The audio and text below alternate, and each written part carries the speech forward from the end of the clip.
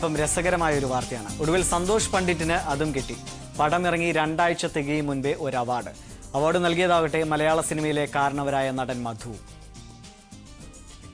Award ചടങ്ങ് നടന്ന തിരുവനന്തപുരത്തെ YMCA ഹാളിൽ സൂചി കുത്താൻ ഇടമുണ്ടായിരുന്നില്ല.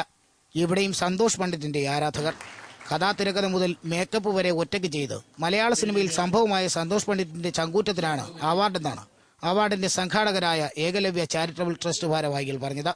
പല പടങ്ങളും പെട്ടിയിലിരിക്കുന്ന ഈ കാലത്ത് മലയാള സിനിമയുടെ കൊക്കയിൽ വീണുപോകാതെ സന്തോഷ് രക്ഷപ്പെട്ടത് അത്ഭുതമെന്ന് സിനിമാ മന്ത്രി ഗണേഷ് കുമാർ.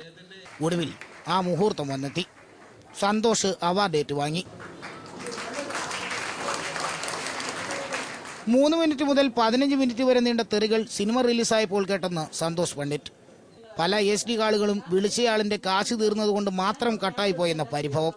കൃഷ്ണൻ രാധയ്ക്കും പ്രചോദനമായത് ശ്രീ മഹാഭാഗവതമാണത്രേ. അടുത്ത ഡയലോഗ്: സിനിമ സംവിധാനം ചെയ്തതും അഭിനയിച്ചതും മനഃപൂർവ്വമാണ്.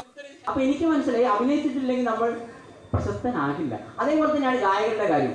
ഞാൻ ആരും ചെറുതാന്ന് പറയല്ല, പക്ഷെ ഞാൻ പറഞ്ഞാൽ ഇവിടെ പ്രശസ്തിയാണ് നിങ്ങൾ ആഗ്രഹിക്കുന്നെങ്കിൽ എന്ത് സൗണ്ട് ഉണ്ടെങ്കിൽ നിങ്ങൾ പാടണം, ഒരു കഴിവില്ലെങ്കിൽ നിങ്ങൾ അഭിനയിക്കണം, എന്നാലൊക്കെ നിങ്ങൾ രക്ഷപ്പെടാൻ പറ്റും. ഒടുവിൽ പുതിയ സിനിമയായ ജിത്തുബായി എന്ന ചോക്ലേറ്റ് ബായിലെ പാട്ടും പാടി സന്തോഷ് ഞെട്ടിച്ചു.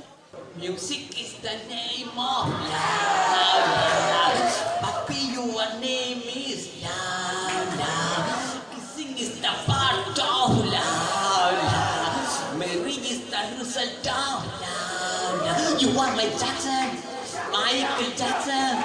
You are my hero, superhero. Music is the name of love. Papi, your name is love. ആനന്ദലബ്ധിക്ക് ആരാധകർക്ക് ഇനി എന്തു വേണം? ഏഷ്യാനെറ്റ് ന്യൂസ്, തിരുവനന്തപുരം. ക്ഷമിക്കണം, ഇതൊന്നും കാണാൻ താല്പര്യമില്ലാത്ത കാണികളും കാണാമെങ്കിലും പ്രേക്ഷകർ ഇതും പ്രതീക്ഷിക്കുന്നു എന്നതുകൊണ്ടാണ് ഈ വാർത്തയും ഇതിൽ ഇടം പിടിക്കുന്നത്.